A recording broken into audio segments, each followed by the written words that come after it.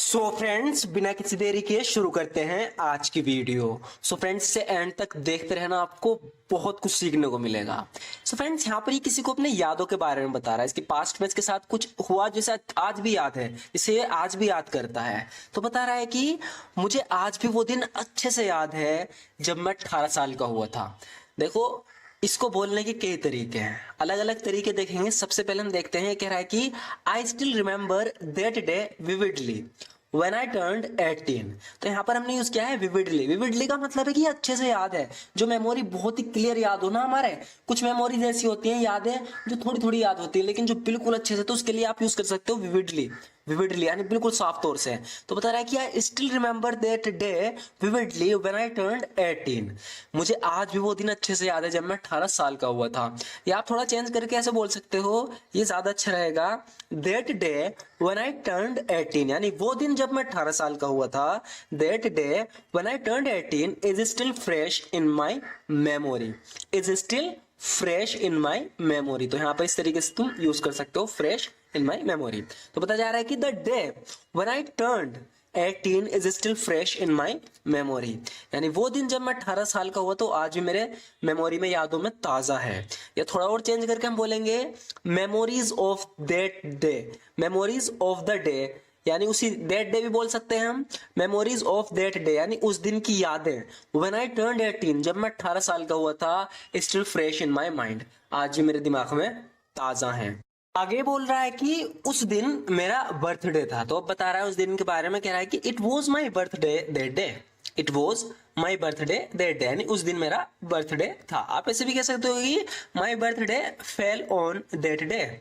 My birthday fell on that day, यानी उस दिन मेरा बर्थडे पड़ता था, यानी पड़ा था। कहने का मतलब है कि उस दिन मेरा बर्थडे था। मैं बहुत खुश था क्योंकि मेरे पिता ने मुझसे मेरे जन्मदिन के लिए उपहार के रूप में बाइक दिलाने का वादा किया था। तो इसका सपना था बाइक का। तो उसके पिता ने कहा था कि जब तुम 18 साल के हो जाओगे मैं तुम्हें बाइक दिला दूंगा। तो बता रहा है कि मैं उस दिन बहुत खुश था क्योंकि मेरे पिता ने मुझसे जन्मदिन के लिए उपहार के में बाइक दिलाने का वादा किया था। तो इंग्लिश में बोलेंगे I was very happy because my father had promised, यानी पास्ट में कर चुके थे इससे वादा, इसलिए यहाँ पर हमने हैड प्रोमिस्ड का यूज किया है, वरना वैसे प्रोमिस्ड ही करते हैं। I was very happy because my father had promised, क्योंकि मेरे पिता मुझसे वादा कर चुके थे, मी मुझसे, to get a bike as a gift for my birthday, कि मेरे बर्थडे पे मुझे बाइक दिलाएंगे, वादा वे कर चुके थे। As soon as I woke up, बता रहा है कि जैसे ही मैं उठा, as soon as I woke up, जैसे ही मैं उठा, I couldn't believe my eyes, मुझे अपनी आंखों पर विश्वास नहीं हुआ। As soon as I woke up I couldn't believe my eyes, जैसे ही मैं उठा मुझे अपनी आंखों पर विश्वास नहीं हुआ। As soon as I woke up I couldn't believe my eyes. ऐसे भी कह सकते हैं कि I opened my eyes and couldn't believe what I saw. इसकी हिंदी होगी, मैंने अपनी आंखें खोली और जो देखा उस पर विश्वास नहीं हुआ। आई opened my eyes and couldn't believe what I saw. I opened my eyes, मैंने अपनी आंखें खोली, and couldn't believe what I saw, और जो देखा उस पर विश्वास नहीं हुआ। या आप कह सकते हो कि when I woke up I couldn't believe what I was seeing. इस तरीके से बोल सकते हैं कि व्हाट आई वाज सीइंग, मुझे उस पर यकीन नहीं हो रहा था जब मेरी आंख खुली। व्हेन आई वोक अप यानी जब मैं उठा, I couldn't believe what I was seeing, मुझे यकीन नहीं हो रहा था कि मैं जो मैं देख रहा था, मुझे उस पर यकीन नहीं हो रहा था, विश्वास नहीं हो रहा था। Since I had my favourite bike right in front of me, तो यहाँ पर सिंस का यूज हुआ है क्योंकि। ये बता रहा है ना कि जब मेरी आंख खुली तो मुझे विश्वास नहीं हुआ, तो बता रहा है कि सिंस, क्योंकि आई had my favourite bike right in front of me. Right in front of मी का मतलब है ठीक मेरे सामने, ठीक का जो सेंस आ रहा है, right in front of me. तो since I had my favourite bike right in front of me, क्योंकि ठीक मेरे सामने मेरी फेवरेट बाइक थी। As my favourite bike was right in front of me, ऐसे बोल सकते हैं कि एज, जैसे कि, या क्योंकि एज माई फेवरेट बाइक, जैसे मेरी favourite bike was right in front of मी, मेरे आंखों के सामने, कहने का मतलब है कि मेरे सामने थी। मैं खुशी के मारे कूदने लगा और पापा को जाके गले लगा लिया। इस इंग्लिश में बोलेंगे आई jumped up and hugged my dad out of happiness. Out of happiness का मतलब है खुशी में आके, खुशी के मारे, इस तरीके से बोलते हैं ना, खुशी के मारे। आई जम्प्ड अप यानी मैं कूदा, एंड हग्ड माई डैड, और अपने पिता को गले लगा दिया, आउट ऑफ हैप्पीनेस, खुशी में, खुशी के मारे।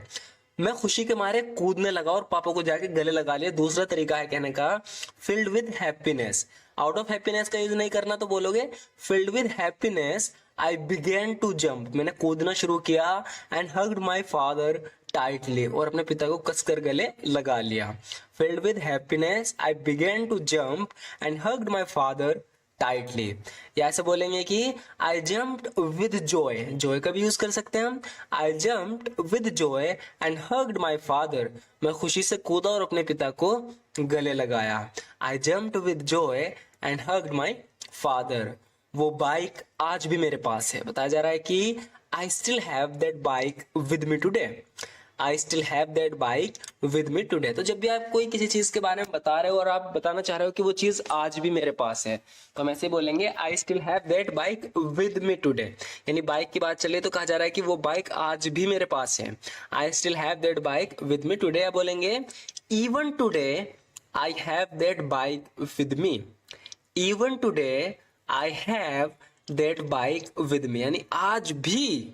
इवन टुडे का मतलब है कि यहां तक कि आज भी, यहां पर इवन का मतलब है यहां तक कि आज भी। Even today I have that bike with me, मेरे पास वो बाइक है।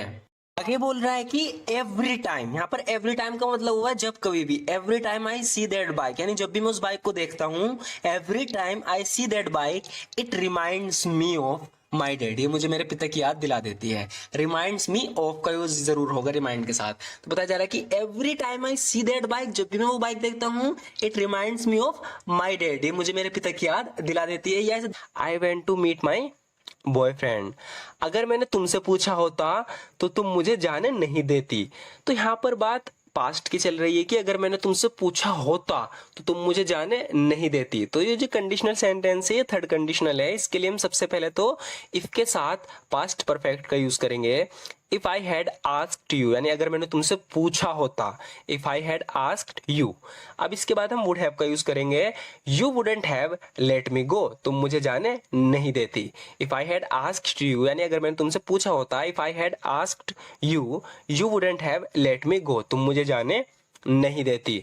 मुझे डर था तुम ना कह दोगी, कह रही कि I was afraid you would say no.